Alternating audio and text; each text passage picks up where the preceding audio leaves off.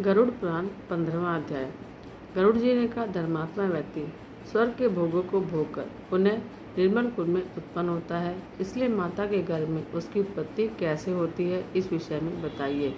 हे करुणानिधे, पुण्यात्मा पुरुष इस देह के विषय में जिस प्रकार विचार करता है वह मैं सुनना चाहता हूँ। श्री भगवान बोले, हे ताक्षय, तुमने ठीक पूछा है। मैं तुम्हें परम गोपनीय बात बताता हूँ, जिसे जान लेने मात्र से मनुष्य सर्वज्ञ हो जाता है। पहले मैं तुम्हें शरीर के पारमार्थिक स्वरूप के विषय में बताता हूँ, जो ब्रह्मांड के गुणों से संपन्न और योगियों द्वारा करने योग्य है। इस पारमार्थिक शरीर में जिस प्रकार योगी लोग षट चक्र का चिंतन करते हैं वह सुनो। पुण्यात्मा जीव पवित्र आचरण करने वाले लक्ष्मी संपन्न गृहस्थों के घर में जैसे उत्पन्न होता है, उसके पिता और माता के विधान और नियम किस प्रकार के होते हैं उनके विषय में कहता हूँ। स्त्रियों के ऋतु काल में 4 दिन तक उनका त्याग कर देना चाहिए।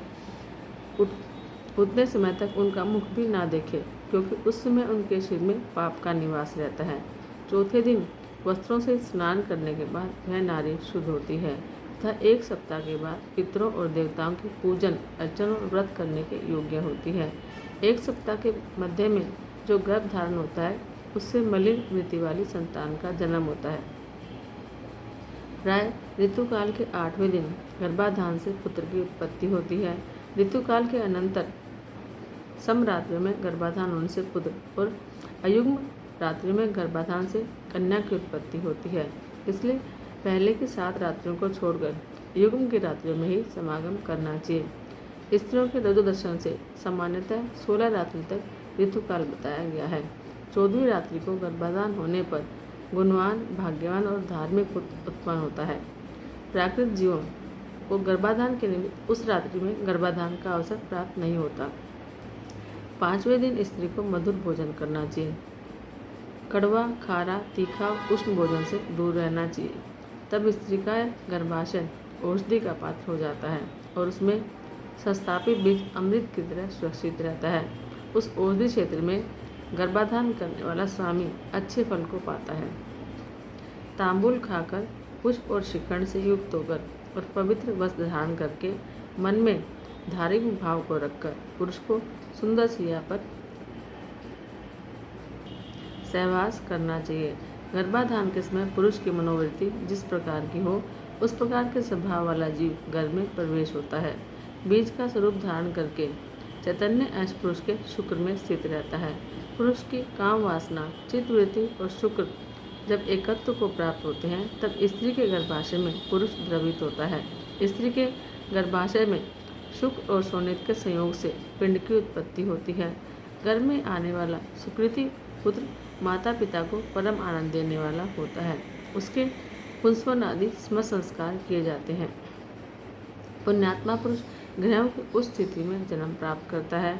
ऐसे पुत्र की उत्पत्ति के समय ब्राह्मण बहुत सारा धन प्राप्त करते हैं। वह पुत्र विद्या और विनय से संपन्न होकर पिता के घर में बढ़ता है और सत्पुरुषों के संसर्ग से सभी शास्त्रों में पांडित्य संपन्न हो जाता है। वह तरुण अवस्था में दिव्य अंगना आदि का योग प्राप्त करता है और दानशील और धनी होता है। पूर्व में किए हुए तपस्या, तीर्थ सेवन आदि महापुण्यों के फल का उदय होने पर वह नित्य आत्मा और अनात्मा अर्थात परमात्मा और उससे भिन्न पदार्थों के विषय में विचार करने लगता है, जिससे उसे यह बोध होता है कि सांसारिक मनुष्य भ्रमवश रस्सी में सर्प के आरोप की भांति वस्तु अर्थात सच्चिदानंद ब्रह्म में अवस्तु अर्थात अज्ञान आदि जगत प्रपंच का अध्यारोप करता है। तब अपवाद अर्थात मिथ्या ज्ञान या ब्रह्म ज्ञान के निराकरण के रस्सी में सर्प की भांति ये निराकरण पूर्वक रस्सी की वास्तविकता के ज्ञान के समान ब्रह्म रूपी सत्य वस्तु में अज्ञान आदि जगत प्रपंच की मिथ्या प्रतीति से दूर हो जाने पर और ब्रह्म रूप सत्य वस्तु का सम्यक ज्ञान हो जाने पर वह उसी सच्चिदानंद ब्रह्म का चिंतन करने लगता है। सांसारिक पदार्थ रूप असत या अनात्म पदार्थों से संबद्ध होने वाले इस ब्रह्म के संग्रहित शुद्ध स्वरूप के सम्यक बोध के लिए मैं तुम्हें इसके साथ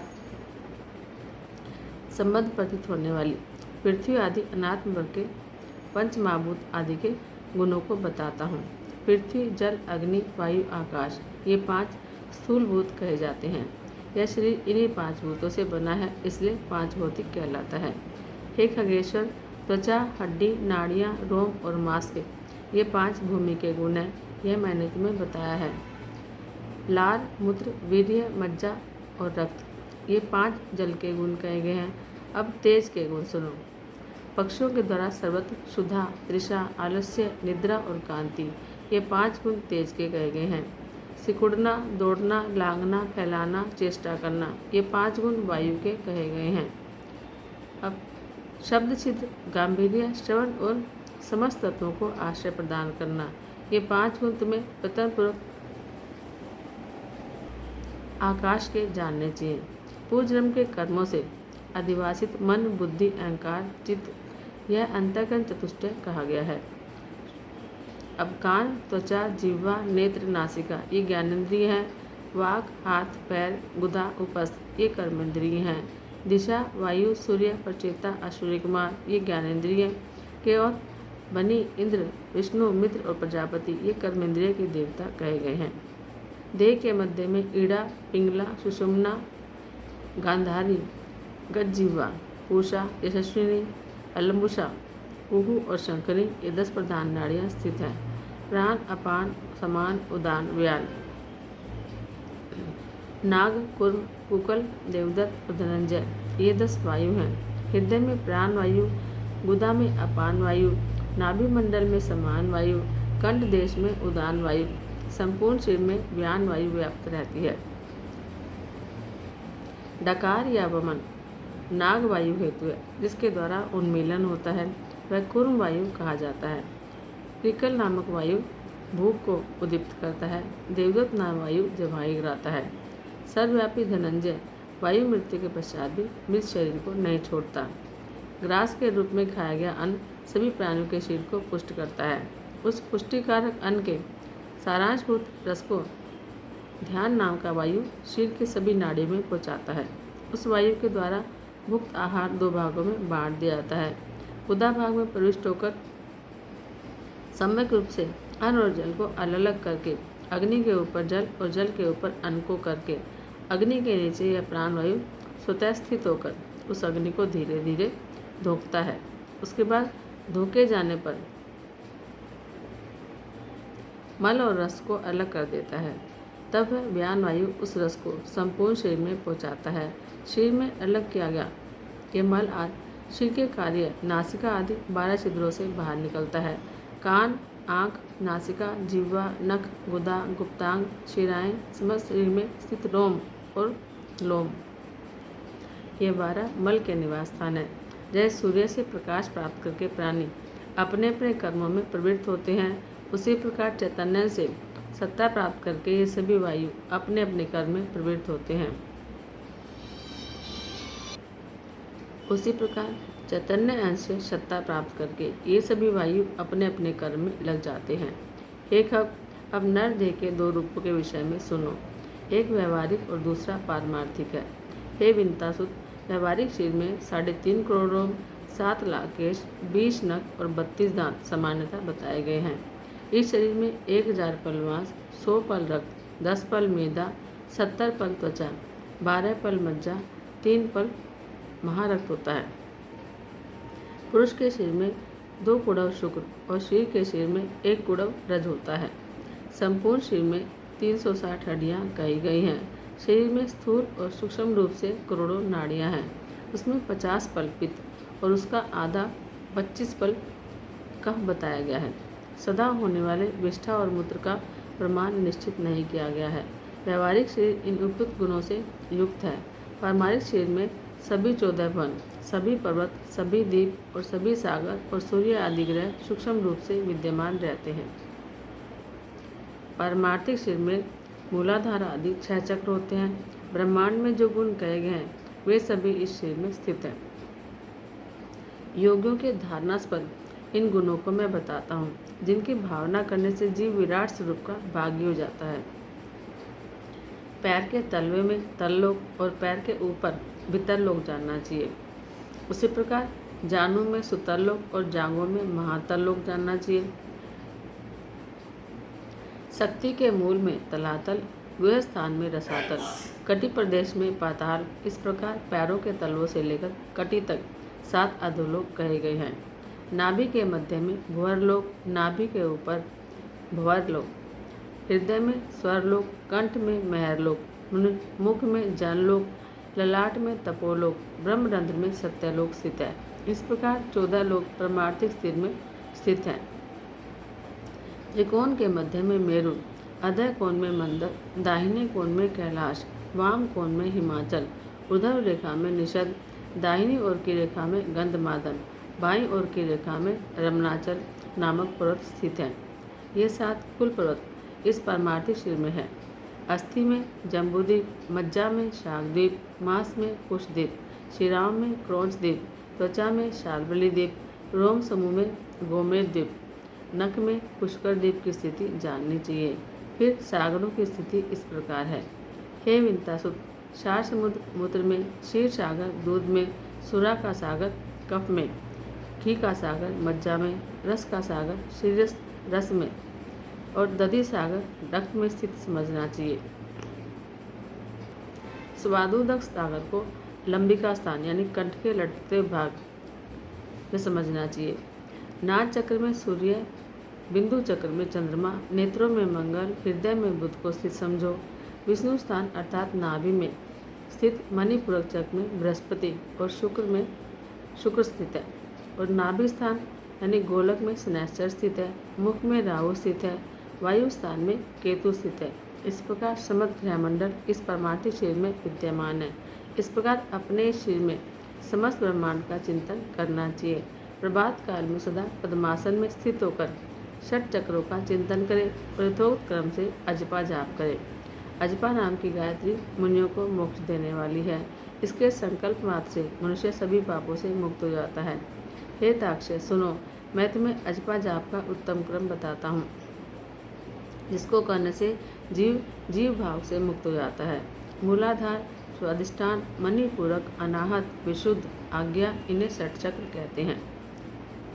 इन चक्रों का क्रमशः मूलाधार गुदा प्रदेश के ऊपर, लिंग देश में, नाभि में, हृदय में, कंठ में, भौहों के मध्य में, ब्रह्मरंध्र में चिंतन करना चाहिए। मूलाधार चक्र चतुर्दुलाकार अग्नि के समान और व से स पर्यंत वर्णों व श का आश्रय स्थान है। स्वादिष्ठान चक्र सूर्य के समान दीप्तिमान, ब से लेकर ल तक, ब भ म य र ल का आश्रय स्थान और 6 दलाकार है।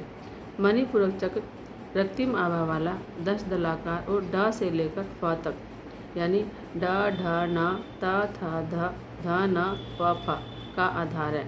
अनाहत चक्र 12 दलाकार स्वर्णिम आभा वाला और क से ठ तक है। क ख ग घ ड़ च छ ज झ न ट ठ से युक्त है। विशुद्ध चक्र 16 दलाकार 16 स्वरों अ आ ई उ री री ल लू अ ए ओ से युक्त कमल और चंद्रमा के समान कांति वाला होता है। आज्ञा चक्र ह स इन 2 अक्षरों से युक्त है।